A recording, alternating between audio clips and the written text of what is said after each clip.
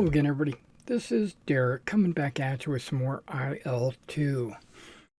In today's video, we're going to go over the new devlog 342 and the patch that just came out at the end of this last month. Okay, so as you know, they just recently released Flying Circus Volume 2 and a couple of additional planes. The Spitfire Bubble Top and the 109 G6AS. But in addition to that, this year they're also going to, in the summer of this year, they're going to release the LI-2, not the IL-2, the LI-2, which is the C-47 that was repurposed for Soviet use, and they used it as a bomber. They also have an optional turret and even forward-firing weaponry, because, you know, that's what the Russians do. Here's some pictures of the cockpit. And they're also working on the glider, the Waco, and it says a towable glider. So I'm looking forward to seeing that actually going about. And yeah, when I was looking at the inside of this, it looks like it's just a frame with canvas, because that's pretty much what the glider was. And then the LA5 series is getting a teardrop shaped canopy or a bubble canopy.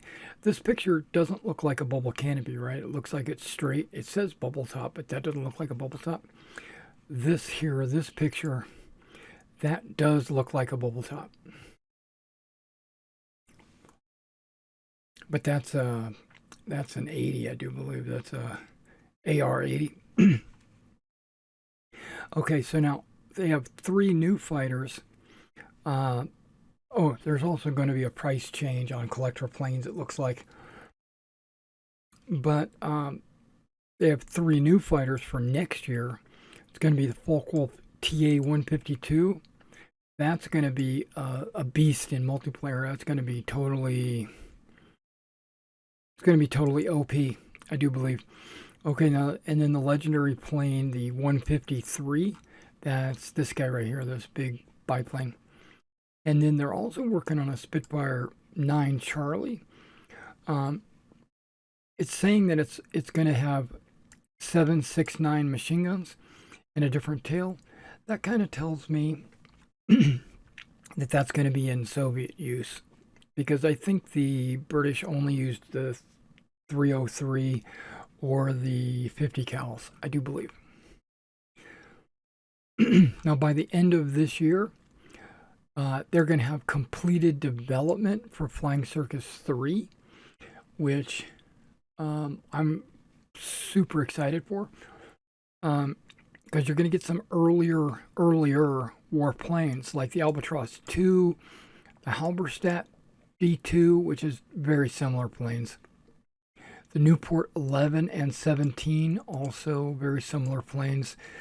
and the Great British version of the Newport 17.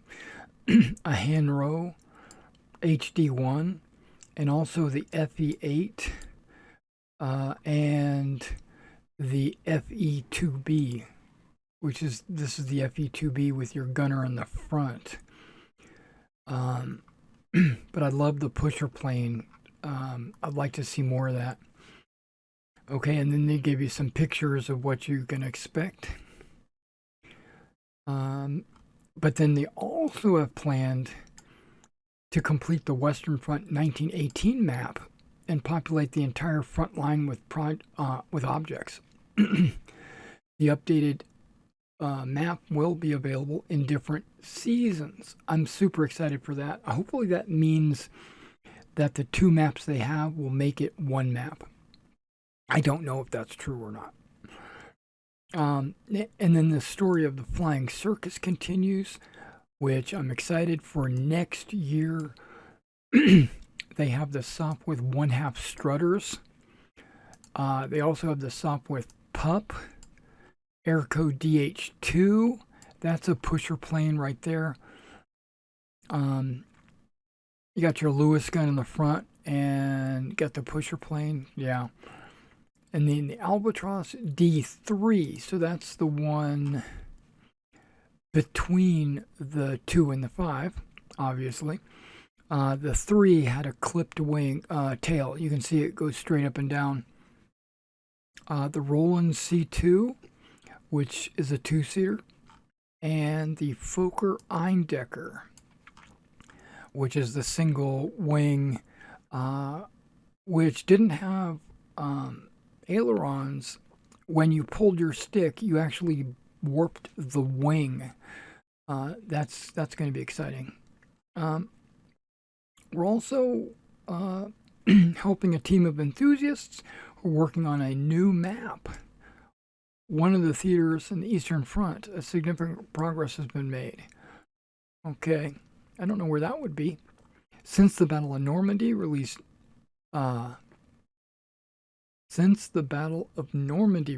which was last year, 9 World War II aircraft, 15 World War I aircraft, and 2 maps have already been produced.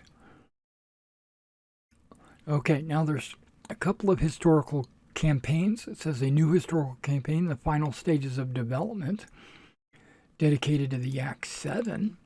And then in addition to that, they're going to incorporate new technologies, new tank crew campaigns. And there's their tank crew screenshots. Okay, but they also have some new campaigns that just released with this patch that I'm patching. Give me a second while I bring that up. All right, this is update 5.102, which includes the D4, 109, the G6AS, but it also includes 2 new campaigns. So this is the SSW D4, also available on stream. That looks a lot like a snipe. And then there's also a quick mission builder and multiplayer. You can fly career mode, which you already can pretty much do that anyway. But now there's Against the Tide historical campaign created by Jägermeister. And basically you fly Jagdstaffel 22. And then, okay, this airplane we already talked about, which is this guy right here. And then another new historical campaign, Wild Mustangs. If you have Battle of Bodenplatte, it continues the story of this 370th Fighter Group, which started in the Lightning Strikes campaign by the same author. So if you don't have the Lightning Strikes campaign, you can still fly the second half, which is Wild Mustangs. Now let's go over as you can see, there's only 17 points in 5.102. Got the new collector plane, the D4. You got new high altitude fighter, the 109. New free mini campaign, Against the Tide, available to players who own this plane. So it's not really new, free. You have to buy that plane. A new free historical campaign, Wild Mustang, set at the end of World War II. Free historical campaign, Wind of Fury, which I've already played and beaten, actually. But it's been updated. All the vehicles and things have been updated. And this free historical campaign, Sea Dragons, I don't know what that is, but that's been updated. A new ruler map tool has been added. That's good, so you can measure distances maybe. Dynamic visual damage decal appear on player-controlled tanks correctly. 109 family corrected. Family Circus Career AI Flight Leader correctly takes off on certain airfields. AI pilots priorities updated. Now they will try to retain their bombs and rockets and will jettison them in combat only if they have an enemy on their 6. Okay, that's pretty... I don't know if that's a good thing or not. The Spitfire Echo with teardrop F-22 photo control panel switches are now animated. The wing gun covers textures are aligned better, and the teardrop canopy is now possible to set higher propeller RPMs manually. 109's control panel typos fixed. On killed event in mission logic won't trigger several times from the Marvel Cinematic Universe command. No, from the MCU command. I don't know what the MCU command is. LCA is correctly visible in multiplayer. Previously, its gunners could appear hanging in the air. Well, that's weird. Okay, so that's the updates for this month. I'm getting ready to fly continue my career in flying circus. So I'll see you in the next video.